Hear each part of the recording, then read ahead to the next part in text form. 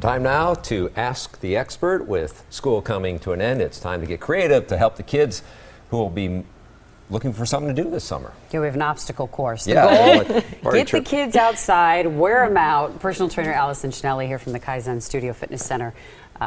What do we do? What are we doing here? You're holding jump rope. I am holding a jump rope. I love the jump rope. Put down the video games, the iPads. How do you get them to do that? Get outside and set up a fun obstacle course. You can be really creative.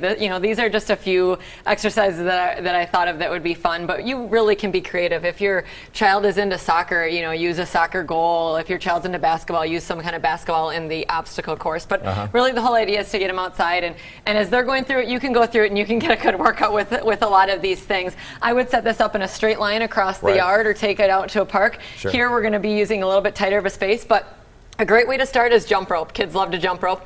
As an adult, it's a a really great workout. So you could jump rope either for time, about 60 seconds, or try to do as many jumps as you can get. Make it a little competition.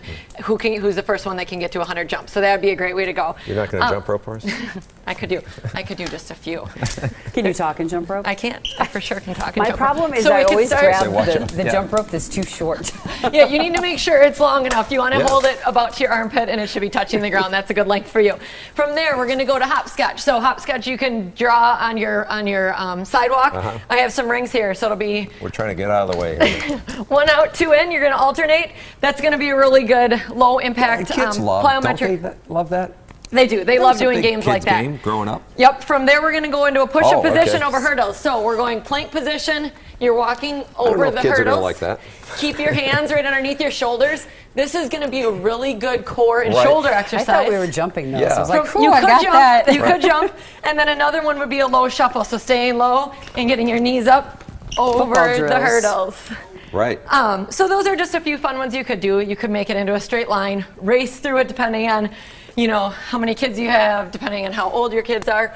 Race through, and again, like I said, if they're really into a certain sport, put that sport into the obstacle course. Right, and of course, if they do really well, you can reward them with some ice cream. Which would negate the whole purpose. That's right, or like a high five. What are those the little disc things? Were you show something else? Well, these are just little cones that you really could use for, if you don't have hurdles. You can get really inexpensive cones like this, or like I said, just you could draw a hopscotch. You could draw lines and use that for your ladder or for your hurdles. So you really could do this with no equipment at all or minimal equipment. But there's lots of good stuff out there like this for obstacle courses. The whole point of this is try to find some fun things that the kids will want to do this summer instead of just kind of sitting around. You might be able to have some luck on the first week. I don't know about the 12th week, but well, you know what else is fun is having kids make up their own obstacle course. If you do one and then they start to jump in, and they really enjoy stuff like this. And for us, it's hard. It ends up being a really good hard workout. But if each kid that you have could make up an obstacle course, is a great way to do it, because then they're kind of creative and they get out there and do what they enjoy doing. Just keep them away from the bouncy house. Yeah. Allison, thanks. Got a question for the experts. Email them, asktheexpert at today'stmj4.com. You can also leave a voicemail number to call right there on your screen.